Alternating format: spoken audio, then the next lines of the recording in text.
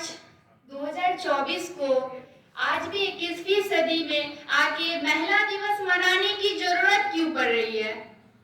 क्या जो टॉपिक इसमें रखी गई है मलिन बस्तियों की महिलाओं की स्थिति आर्थिक एवं सामाजिक, क्या हम मलिन बस्तियों के अलावा और जगह आर्थिक और सामाजिक स्थिति से महिलाएं नहीं जूझ रही है? क्या उनकी समस्या नहीं है? हम जिस समाज से आ रहे हैं, एक क्षेत्र को देखकर हम कभी भी महिलाओं की आकलन नहीं कर सकते हैं। क्या स्वर्ण वर्ग में महिलाओं को छला नहीं जाता है? क्या उनको घर में ही दबाया नहीं जाता है? ये एक क्षेत्र की बात नहीं है, ये सभी महिलाओं की आत्मसम्मान की बात है। जैसा कि जब तक हम किसी को करीब से ना जाने, जब तक कि हम किसी को करीब से ना जाने, तब तक हम उनकी यथार्थ स्थिति को उजागर नहीं कर सकते हैं। किताबों में देखकर, यहाँ सेमिनार प्रोग्राम बनाकर करके इससे किसी भी महिलाओं की आर्थिक या सामाजिक स्थिति का पता नहीं लगा सकते हैं। या हम गूगल पे पढ़ के जब तक हम उनको उस गांव में नहीं जाएंगे, उनके साथ नहीं रहेंगे, काम नहीं करेंगे, तब तक उनके आर्थिक या सामाजिक स्थिति का पता नहीं कर सकते हैं। जैसा कि मेरा अनुभव रहा है, मैं 2012 में राष्ट्रीय ग्रामीण आजीविका मिशन से जुड़ी थी और मैं कर्मचारी के रूप में काम कर रही।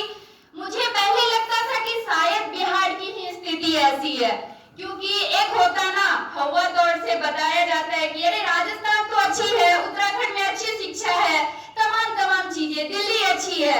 लेकिन जब मैंने बिहार से बाहर जाके उत्तराखंड जैसे राज्य में काम किया, जिसके लिए IIT रुड़की सबसे फेमस मानी जाती है, दुनिया के तमाम लोग आते हैं वहां पढ़ने के लिए, अपनी उच्च शिक्षा के लिए। लेकिन जब मैं उस गांव का भ्रमण की, जब मैं वहां काम करने के लिए मेरी पोस्टिंग की गई, तो मुझे पता चला वास्तव में गांव की महिलाएं की स्थिति क्या है। किसी भी राज्य की आंकड़ा जो होती है, उस अनुपात को देखकर हम कभी भी ये नहीं अंदाजा लगा सकते कि उस गांव में वास्तव में क्या चल रहा है। अगर देखा जाए तो गांव की स्थिति उतनी ही बेकार है जितना हम कह सकते हैं कि हम शहरों में भी रहकर, क्योंकि जब तक किसी की मानसिकता नहीं बदलेगी तब तक किसी भी महिलाओं का विकास नहीं हो सकता है। जैसा कि मैडम ने पहले ही बताया था, संस्कृति विभाग की महिलाओं के द्वारा ही महिलाओं को छला जाता है। लेकिन मैं ये कहना चाहूंगी कि महिलाओं के द्वारा क्यों छला जाता है? अगर मैं खुद ही शिक्षित हो जाऊं, खुद ही अपने ज्ञान अर्जन करूं कि मुझे किस चीज का अधिकार चाहिए और क्या करना चाहिए जिससे कि हमारे हित में हो। अभी क्या हो रही है कि अपनी भलाई करने के चक्कर में दूसरी भी स्त्रियों को दबाया जाता है। ये तो सरासर गलत है। आर्थिक और सामाजिक स्थिति की बात करें तो सरकार के द्वारा बहुत सारी योजनाएं चलाई गई।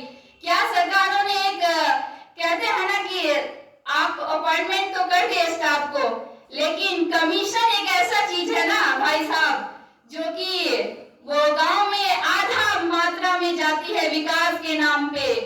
क्योंकि मैं भी रह चुकी हूँ, मुझे पता है, DM से लेकर सारे पदाधिकारी, उच्च अधिकारी, अपर सचिव से लेकर एक रिकॉर्ड लिखा जाता है कि अरे इतना परसेंटेज दोगे, गांव के नाम, विकास के नाम पे गांव के कर्मचारी अधिकारी खुद अपना विकास करते हैं।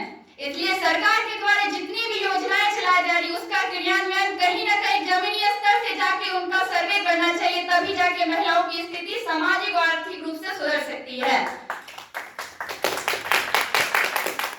मैडम ने जैसा कहा कि बोलने के लिए तो बहुत है, लेकिन हम समय को ध्यान में रखते हुए, क्योंकि इतनी सारी है महिलाओं की स्थिति। जब आप खुद मलिन बस्तियों में जाएंगे ना, पैंट से लेकर साड़ी से लेकर उनके खाना, सारी विवाह में क्या स्थिति होती ना सर, भाई एवं बहनों, जब आप करीब से देखेंगे तो आंख से आंसू फट पड़ेंगे। ऐसा लगेगा तन में जो मेरे कपड़े हैं वो किसी बच्चे को दे दूं। ऐसा मुझे खुद का अनुभव और मैंने ये महसूस किया है। धन्यवाद मैम।